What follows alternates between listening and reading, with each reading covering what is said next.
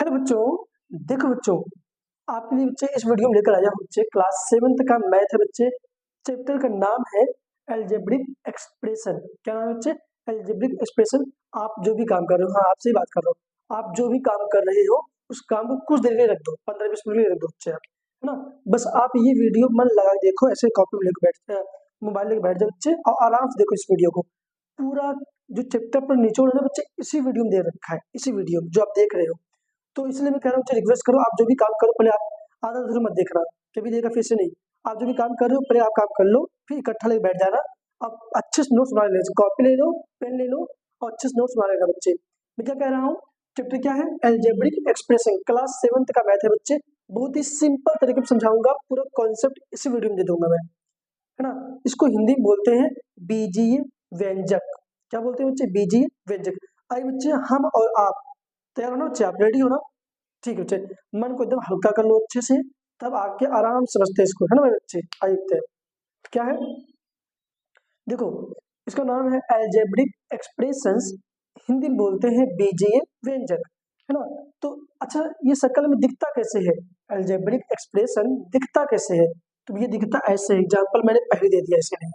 तो ये दिखता ऐसे है, कॉमा लगा हुआ है, एक तो ये रहा, एक तो ये रहा, इसी टाइप के दिखेंगे आपको। पहले आप शक्ल देखोगे दिखते कैसे हैं। एल्जेब्रिक एक्सप्रेशन बीजीय व्यंजक दिखते कैसे हैं? ऐसे दिखते हैं, जैसे लिखा होगा 3p² प्लस 4p प्लस 7, है ना। 4p² क्यूब माइनस में 2p², इतना ऐसे लिखा होगा ऐसे। इसमें क्या बोलेंगे बच्चे? Algebraic expression. इसमें बहुत चीजें पार्ट है बच्चे इसके, है ना। हम आराम से समझेंगे, पूरा लिखा हुआ देखो, सब कुछ लिखा हुआ मैंने, है ना। इसके ये जितने पूरे लिखे हुए हैं ना मैंने, 1 2 3 4 5, है ना। और भी अभी इसी वीडियो में दूंगा आपको बच्चे, सब कुछ इसी में से इसी को पढ़ाऊंगा बच्चे, इसी को ही। ताकि समझते हैं इसका एक बार, समझ सकते हैं कहना क्या जाता है। अ कॉम्बिनेशन है, ये क्या है? अ कॉम्बिनेशन, ज्वाइंट है, जोड़ा गया है, कंबाइन किया गया है ऑफ कॉन्स्टेंट्स। अभी कॉन्स्टेंट क्या होता है? चिंता न करो, मैं पहले बोला था, वीडियो को आराम से देखो, सब कुछ मालूम हुआ है, सबको ले रखा है बच्चे, सबको समझाऊंगा। क्या लिखा है? ये कॉम्बिनेशन है of constants and variable connected bye, है ना। कांस्टेंट और वेरिएबल को कनेक्ट कर दिया, जोड़ दिया, बाय किससे? द साइन, साइन मतलब चिन्ह, ऑफ फंडामेंटल ऑपरेशंस। अभी ये कहाँ से आ गया? फंडामेंटल ऑपरेशंस का मतलब होता है प्लस माइनस इनटू या डिवीजन। इन्हीं इन्हीं की हेल्प से ये बनते हैं। इज कॉल्ड, क्या कहलाएगा ये? एल्जेब्रिक एक्सप्रेशन, बीजीय व्यंजक कहलाएंगे। तो बच्चे दिखेंगे कुछ ऐसे। मान लो कि देखो, कांस्टेंट क्या होता है? ये 3। अभी आप मोटा मोटा समझो, तो कांस्टेंट क्या होता है बच्चे? 3। और पी क्या होता है? वेरिएबल होता है, इनको जोड़ दिया, मतलब इसकी इनके साथ, इनको साथ में रख दिया, फिर प्लस चिन्ह लगाया, फिर देखो ऐसे लगा दिया, एक कांस्टेंट एक वेरिएबल, है ना। मतलब कि एक अचर ले लिया, एक चर ले लिया, फिर इनको साथ में रख दिया, फिर प्लस, फिर ये पूरा अचर लिख दिया। तो इससे जो शकल बना इसको बोलते हैं एल्जेब्रिक एक्सप्रेशन। बस हो गया, ये कहानी है, खत्म। ये भी ऐसे देख लो, एक देखो कांस्टेंट लिया मतलब अचर लिया, ये दोनों क्या है बच्चे? चर है। चर को इंग्लिश में क्या बोलते हैं? वेरिएबल। वेरिएबल है, इन दोनों साथ में रख दिया, माइनस से अलग कर दिया, देखो माइनस यहाँ जैसे लगा, ये अलग हो गया, ये अलग हो गया। ये क्या कहलाएगा बच्चे? ये भी एक प्रकार क्या है? Algebraic expression. एल्जेब्रिक नाम क्यों पड़ा? क्योंकि अब देखो ABCD वाला आ रहा है ना, ABCD XYZ जितना आएगा, PQRM जितना आएगा बच्चे ना, ये सब क्या आएंगे? Algebraic expression. मतलब जो ये दिख रहे हैं, एक्सप्रेस हो रहे हैं, जो दिख रहा है आपको। और ये 3x प्लस में 4।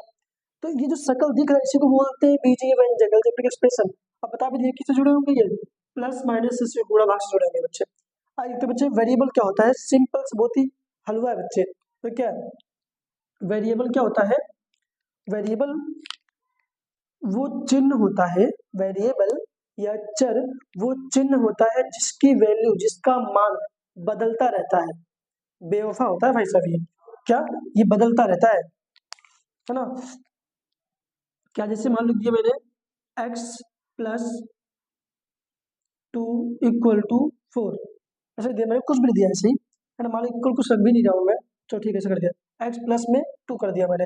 अब देखो बच्चे, 2 तो 2 है, 2 तो बदल नहीं सकता क्योंकि 2 तो एक नंबर है ना। दो, यहाँ 2 लिखा 2 है, लेकिन x जगह कुछ भी हो सकता है, मालूम नहीं x जगह क्या है, 1 है 2 है, कुछ नहीं पता ही नहीं है। तो अगर मैं इसको यहाँ लिखता हूँ बच्चे, एक x जगह लिखता हूँ मैं 1, तो 2 और 1 मिलकर कितना हो जाएंगे? 3। अगर मैं x जगह लिखता हूँ 2, तो 2 और 2 मिलकर क्या बन जाएगा? 4 आंसर आया। अगर एक जगह मैं लिखता हूँ 3, ये दो तो देखो, दो आपने देखा और ये सीधी सीधी एक ही है, फिक्स है, क्योंकि दो तो नंबर है, फिक्स है। लेकिन एक्स की जगह कुछ भी लिख सकता हूँ मैं कुछ भी लिख सकता हूँ, क्योंकि कुछ भी हो सकता है ये। 3 और 2 कितना आएगा 5। तो यहाँ में अगर मैंने देखा यहाँ पे मैं लिखता हूँ 0, तो 0 में 2 जोड़ो कितना आएगा, 2 ही आएगा।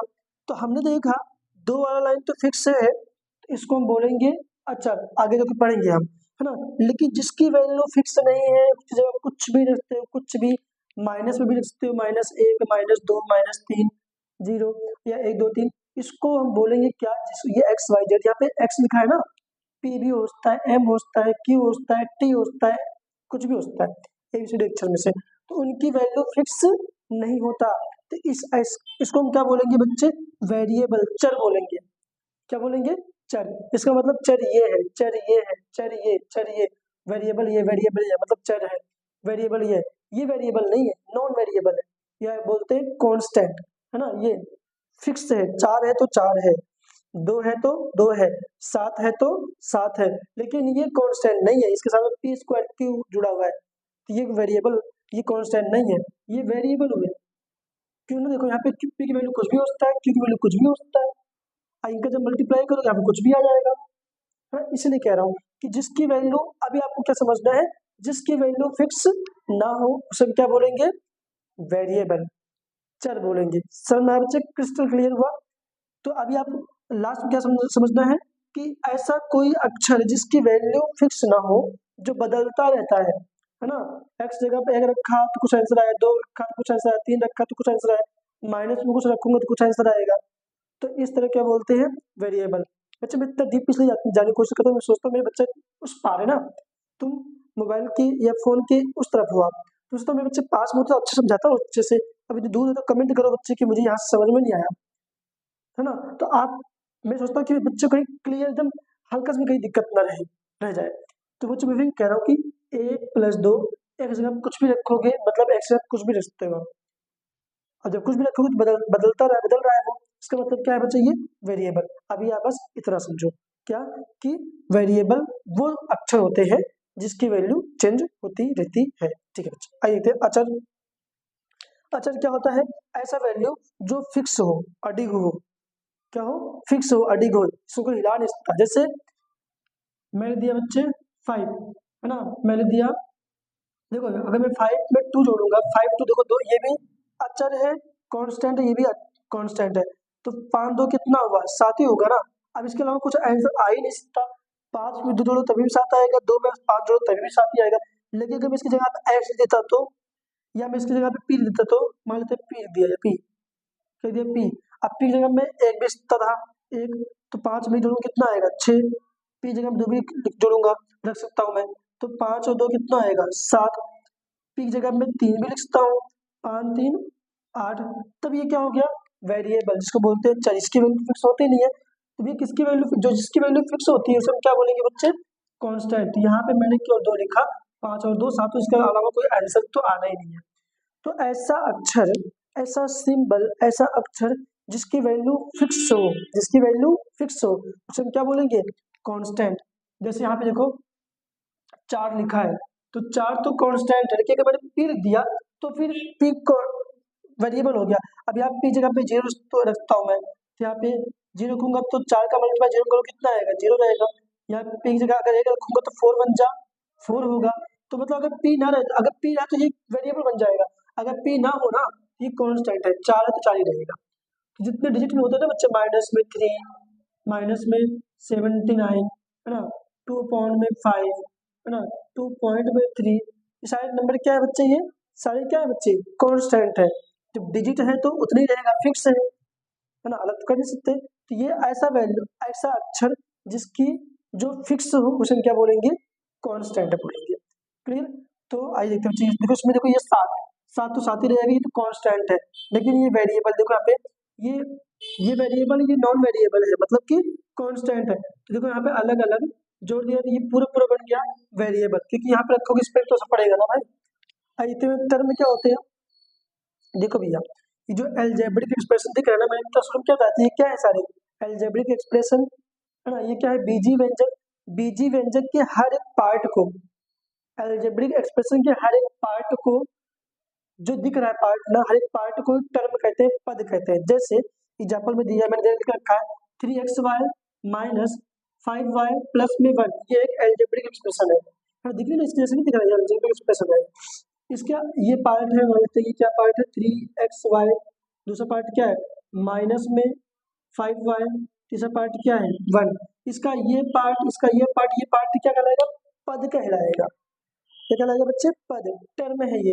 तो अब आप बोलो कि इस वाले एल्जेब्रिक एक्सप्रेशन में, इस वाले बीजीय व्यंजक में कितने पार्ट हैं, कितने पद हैं, कितने टर्म है, 1 2 3। ये हमेशा ना प्लस या माइनस के चिन्हों से अलग होते हैं। तो आप प्लस लगाए ना, प्लस, ये एक पद, दो पद, तीन, first term, second term, third term, ये फर्स्ट टर्म, सेकंड टर्म, है ना। ये पूरा क्या होता है बच्चे, फर्स्ट टर्म, सेकंड टर्म। मतलब इस वाले बीच अलजेब्रिक एक्सप्रेशन में ओनली 2 टर्म्स हैं, फर्स्ट टर्म, सेकंड टर्म। इसमें भी 2 terms, 1 first term, second term, है ना।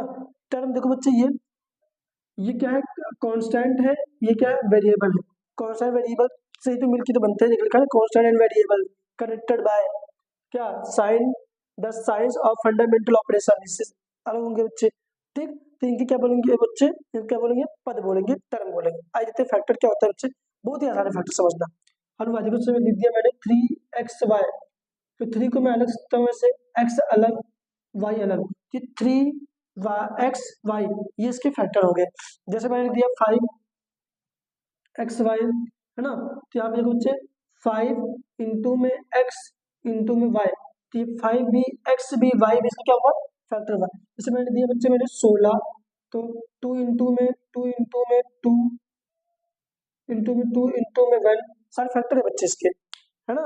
क्या है बच्चे, इसके सारे फैक्टर है बच्चे, क्योंकि इसके टेबल में आए गई है।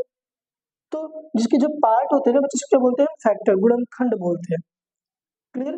तो गुणनखंड ऐसे होता है बच्चे, इसका हर एक पार्ट क्या बोलेंगे, जैसे कि यहाँ पे 3xy है, 3 को, x को, y को फैक्टर्स बोलते हैं या गुणनखंड बोलते हैं। आइए देखते हैं बच्चे गुणांक क्या होता है, बहुत ही आसान है बच्चे। गुणांक क्या होता है, ध्यान देना बच्चे। हाँ, गुणांक आगे वाला जो पद है, ये जो आगे वाला डिजिट होता है, आगे वाला डिजिट ये वाला ना, इसमें तो एक्स वाई जेड है नहीं, जिसमें X Y Z M N O P Q R S A B C D लिखा हो, तो उसके आगे वाले जो टर्म होते हैं ना, आगे वाले जो लेटर होते हैं, डिजिट होता है, डिजिट, लेटर तो नहीं, डिजिट, है ना, होता है, उसमें क्या बोलेंगे बच्चे, कोफिशिएंट बोलेंगे। जैसे कि आप पी स्क्वायर है, पी, कोई पूछे पी स्क्वायर को कोफिशिएंट मतलब गुणांक क्या होगा, आप क्या बोलोगे, 3, है ना। कोई पूछे पी स्क्वायर का यहाँ पे कोफिशिएंट क्या होगा, 4। कोई पूछे यहाँ पे पी स्क्वायर कोफिशिएंट क्या होगा, क्या बोलोगे आप, 4। फिर कोई पूछेगा P square Q, P square Q का कोफिशिएंट कितना होगा, तो -3 बोलोगे। क्या बोलोगे, -3। मतलब कि आगे जो डिजिट होता है, आगे वाला डिजिट, इसी को बोलते हैं कोफिशिएंट। क्या बोलते हैं इसको, कोफिशिएंट, है ना। देखो यहाँ पे पी स्क्वायर को पूछा भैया पी स्क्वायर कोफिशिएंट बता दो, तो हम क्या बोलेंगे, 4 है। अच्छा, इसमें इसको पूछे कि क्यू कोफिशिएंट बताओ, क्यू का कोफिशिएंट, तो इसके आगे क्या लिखा है, 3 लिखा है, पी स्क्वायर लिखा हुआ है, हम बोलेंगे 3p स्क्वायर इसका कोफिशिएंट है माइनस में। अगर माइनस चिन्ह लगा है तो माइनस चिन्ह के साथ बोलोगे, माइनस में 3p स्क्वायर इसका कोफिशिएंट है। क्लियर, ऐसा समझ में। अगर नहीं समझ में तो इसमें देख लो भैया, मैं पूछूं इसमें x का कोफिशिएंट कितना है, आप बताओ, x का कोफिशिएंट कितना होगा, x का कोफिशिएंट कितना होगा, तो कितना होगा बच्चे, यहाँ पे 3 है, तो गुणांक कितना होगा बच्चे, 3। ये देखो ये 3 है। अब मैं पूछूं इसमें x कोफिशिएंट बताओ, है ही नहीं भी, यहाँ पे x ही नहीं तो कोफिशिएंट कहाँ होगा, है ना, x ही नहीं है तो इसका गुणांक कहाँ होगा, तो जब नहीं। अगर अच्छा इस वाले थर्ड वाले क्वेश्चन में पूछूं, आप एक्स स्क्वायर का कोफिशिएंट बताओ, इसका एक्स स्क्वायर कोफिशिएंट बताओ। आप कहोगे सर एक्स स्क्वायर कोफिशिएंट 3 होगा, नहीं भैया गलत है। क्यों, कि देखो एक्स स्क्वायर ना, एक्स इसके ऊपर स्क्वायर लगा हुआ है, यहाँ पे एक्स पर स्क्वायर लगा हुआ है नहीं, तो सर इसका आंसर क्या होगा, इसका आंसर बच्चे 0 होगा। क्यों, क्योंकि जब एक्स स्क्वायर है ही नहीं तो उसका कोफिशिएंट कहाँ से लाओगे आप, है ना। तो भैया इसका कोफिशिएंट लाने के इसका तो यहाँ होना भी चाहिए ना एक्स स्क्वायर, जब यहाँ पे एक्स स्क्वायर ही नहीं है, जब यहाँ पे एक्स स्क्वायर ही नहीं है तो यहाँ पे कोफिशिएंट कैसे होगा, नहीं होगा। तो सर इसका आंसर क्या होगा, तो यहाँ पे इसका आंसर ऐसा, मतलब क्वेश्चन से पूछेगा कि एक्स का कोफिशिएंट कितना है, 3, तो आप क्या बता दोगे, 3, बात खत्म करो। जैसे यहाँ पे एक्स वाई कोफिशिएंट कितना होगा, 5, क्या होगा बच्चे यहाँ पे एक्स वाई का कोफिशिएंट 5 हो गया, आसान है, बस यही था, है ना बच्चे। ये है आपका, देख लो। अच्छा बच्चे, तो देखो बच्चे मैं कह रहा था अब हम पढ़ेंगे टर्म के कितने प्रकार के होते हैं ना, लाइक टर्म, अनलाइक टर्म, ये लास्ट देखेंगे बच्चे, खत्म हो जाएगा। क्या है बच्चे, देखो मोनोमियल किसे कहते हैं, देखो टर्म तीन तरह का होता है, मोनोमियल, बाइनोमियल, ट्राइनोमियल, है ना, एक पद, द्विपद, तीन पद। कैसे होगा देखो बच्चे, अगर मैंने यहाँ लिखा, मेरे बच्चे क्या लिखा यहाँ पे, मैंने लिखा 2x 5y 3p², देखो अकेला अकेला है ना बच्चे, ये एक एक करके है, जैसे हम बोलेंगे मोनोमियल। जैसे मैंने दिया, मैंने 2x प्लस में 5, देखो एक दो दो गए बच्चे, तो बाइनोमियल मैंने दिया 3y प्लस में 2t, है ना, तो देखो एक दो बाइनोमियल हो गया, द्विपद हो गए।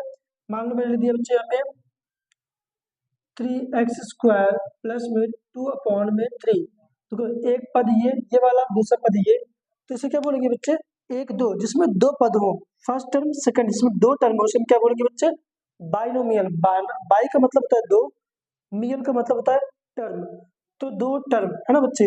मोनो का मतलब होता है एक, मियल का मतलब होता है टर्म, मतलब पद, तो एक एक पद दे रखे बच्चे। आप और भी एग्जाम्पल लिस्ट, तो जैसे मैंने दिया माइनस में 5xy comma 2/3x comma 2.3x, ना बच्चे, तो ये अलग अलग टर्म है बच्चे, इसको बोलेंगे मोनोमियल। क्या बोलेंगे बच्चे, मोनोमियल, है ना।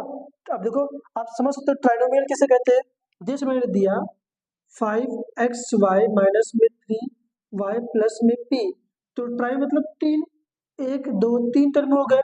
मान लो दिया बच्चे मैंने 2/y माइनस में 3p प्लस में 2, तो 1 2 3 मैंने दिया 2xy प्लस में 5x प्लस में 7, तो ये बच्चे देखो तीन तीन टर्म नहीं होगा, तीन तीन तीन टर्म है, एक दो तीन, एक दो तीन, एक दो तीन, तीन तीन टर्म हो गए बच्चे। तो जहाँ पे तीन तीन टर्म होते हैं ना, जो बोलेंगे ट्राइनोमियल, टू टर्म को बाइनोमियल, एक वन वन टर्म के बोलेंगे बच्चे हम मोनोमियल। समझ में आ गया होगा बच्चे। आगे तो ये वाला लाइक टर्म में क्या होता है, इसको बोलते हैं समान पद।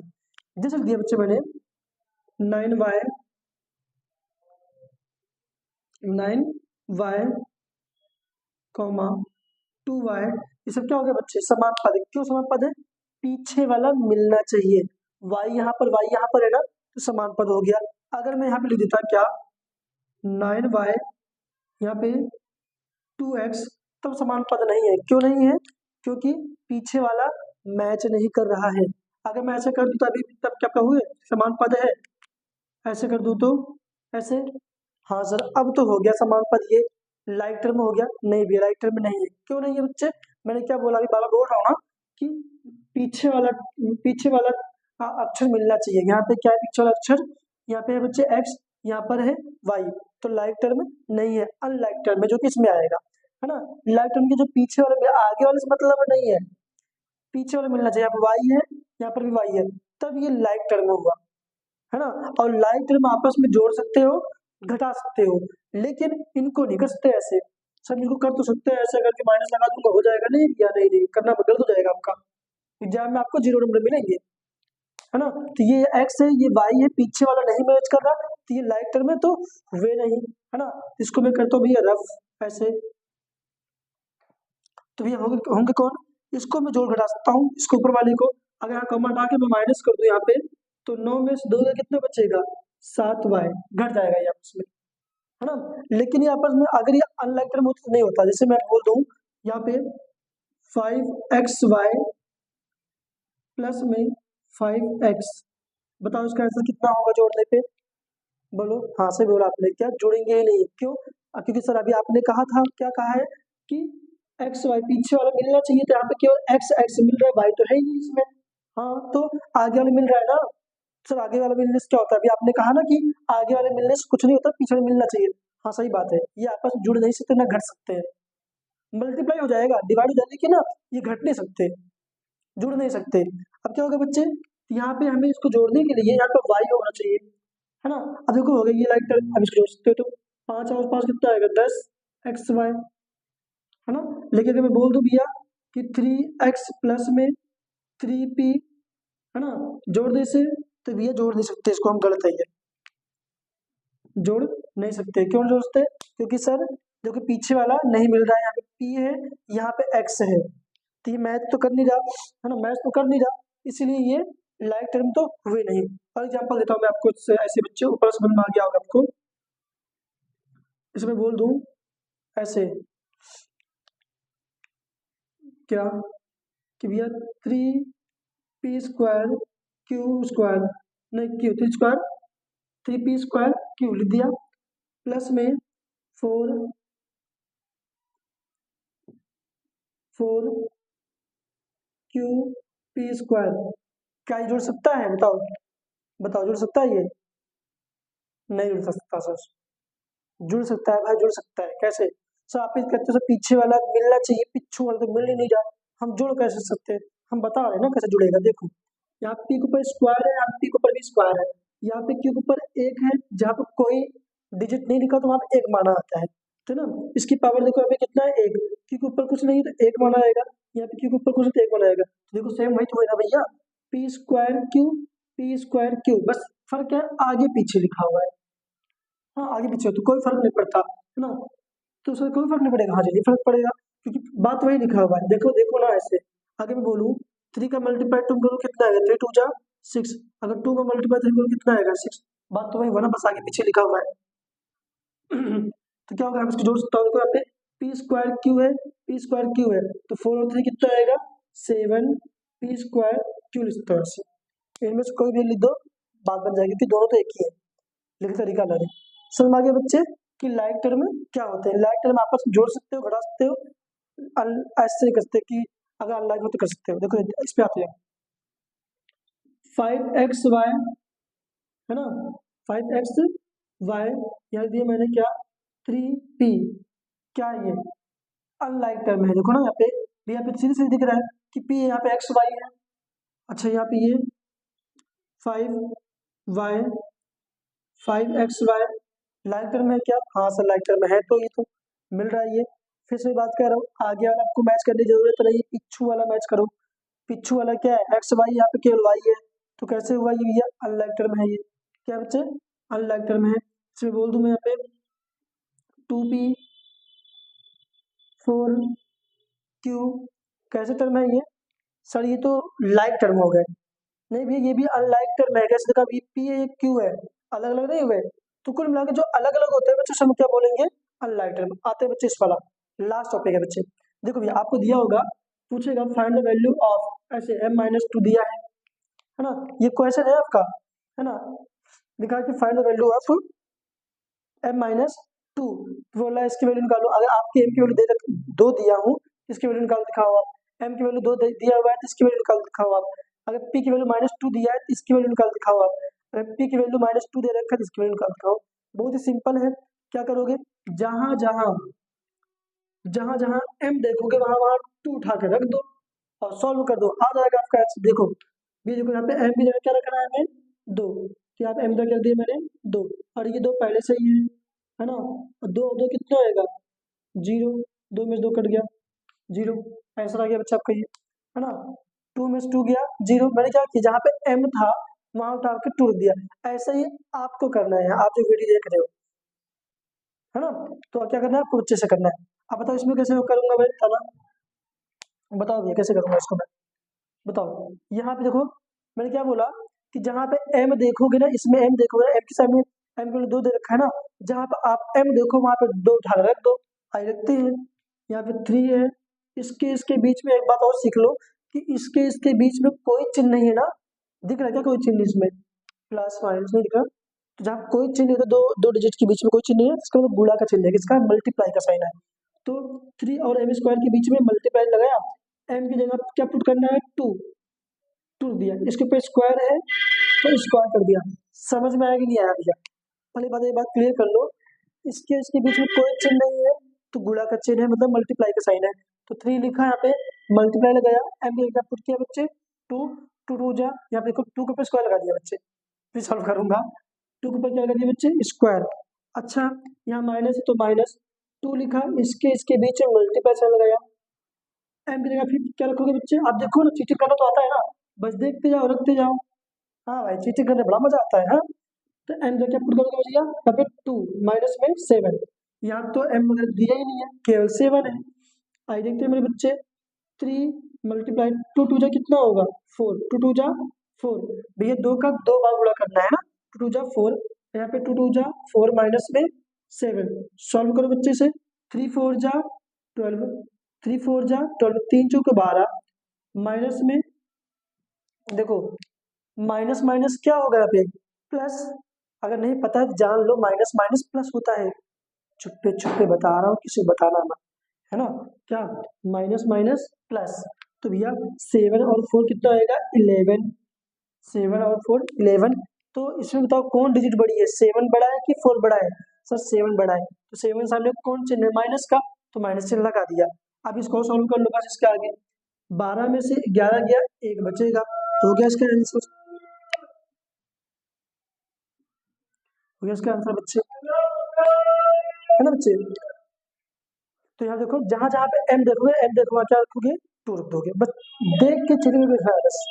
इसमें आते हैं बच्चे, इस बार देखो यहाँ पे, इसमें पी दे रखा है, तो पी के वैल्यू दे रखा है कितना?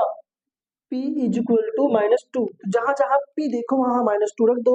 एक बार आप ऐसे कर सकते हो, रफ कॉपी लो, कॉपी लेके बैठे हुए ना आप लोग, तो पीछे पेज पे जाओ, कर देखो एक बार क्या देखना है पीछे, कि 4 आई मैंने बताया था ना, कि इसके बीच में किसका चिन्ह होगा? मल्टीप्लाई का। तो मेरे भैया ऐसे मल्टीप्लाई लगा दिया आपने, पी की जगह क्या पुट करोगे? -2, तो -2 ऐसे। लेकिन दो चिन्ह एक साथ होते तो अच्छा नहीं लगता, इसके लिए ब्रैकेट लगा दो भैया, +7, है ना? यहाँ देखो माइनस इधर आगे कर दो, 4 टू जा 8, 4 टू जा 8, प्लस में 7। सॉल्व करो इसे, प्लस माइनस क्या होता है? प्लस माइनस माइनस होता है, तो घटा दो, 8 में से 7 गया 1, है ना? देखो भैया, प्लस माइनस माइनस, और माइनस का मतलब क्या होता है? घटा दो, मतलब ये कह रहा है कि इसको इसको आपस में घटा दो। तो घटा देते हैं, 8 में 7 गया 1, लेकिन हम लास्ट में देखते हैं कौन सी डिजिट बड़ी है। हमने देखा 8 बड़ा है, 8 सामने कौन चिन्ह है? माइनस का, तो माइनस चिन्ह लगा दो। तो आप मन में आ रहा होगा, अच्छा सर जो लास्ट में बड़ा होता है उसका चिन्ह लगाते हैं क्या? हाँ, जो डिजिट बड़ी होती है उसके सामने वाला चिन्ह उतार के रख देते हैं लास्ट। एक क्वेश्चन आप एक बार खुद ही ट्राई कर लो, चाहे मैं तो करूंगा ही भैया, है ना? आज देखते हैं, यहाँ पे जगह जहाँ करते हैं -3 है ना, क्या लिखा है? -3।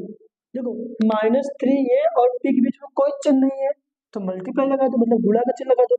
पी की जगह हमें क्या रखने के लिए बोला गया है? -2, तो -2 बेस के ऊपर स्क्वायर है, तो स्क्वायर कर दिया, प्लस है तो प्लस 4 है ना, 4। अरे भैया सर्दी हो रखी है बहुत तेज से, 4 है ना, 4, 4 दूसरे लिखे तो बच्चे ऐसे 4, 4 और पी के बीच में किसका चिन्ह होगा? किसका चिन्ह होगा बताओ? रोना आ रहा है भाई, सर्दी हो रखी है। देखो 4 और पी के बीच में किसका चिन्ह होता है? मल्टीप्लाई। अभी बताया ना कि दो, जहाँ पे दो डिजिट हो आपस में कोई चिन्ह ना हो, तो वहाँ क्या आएगा बच्चे? मल्टीप्लाई। यहाँ मल्टीप्लाई कर दो, पी की जगह क्या पुट करोगे? -2, तो -2 ऐसे, -2 दिया, दो चिन्ह साथ नहीं होते इसलिए ब्रैकेट लगा दिया, प्लस में ये बच्चे 7। भैया यहाँ पे 7 के बल, यहाँ पे 7 तो कोई पी वगैरह तो है नहीं, है ना? सॉल्व कर लेते हैं। आप लोगों ने रुला दिया भाई, मुझे रुला दिया है। देखो आइए देखते हैं, माइनस देखो बच्चे, -3, है ना? मल्टीप्लाई, माइनस माइनस क्या होगा बच्चे? माइनस माइनस प्लस, और प्लस उड़ गया भैया, माइनस माइनस प्लस, प्लस लिखा नहीं आता, और 2 टू जा 4, माइनस माइनस प्लस। अरे भैया यहाँ देख लो बस, एक बार लास्ट है, लास्ट लास्ट बस देखो खत्म, माइनस माइनस प्लस हो गया, प्लस लिखा नहीं था, 2 टू जा 4।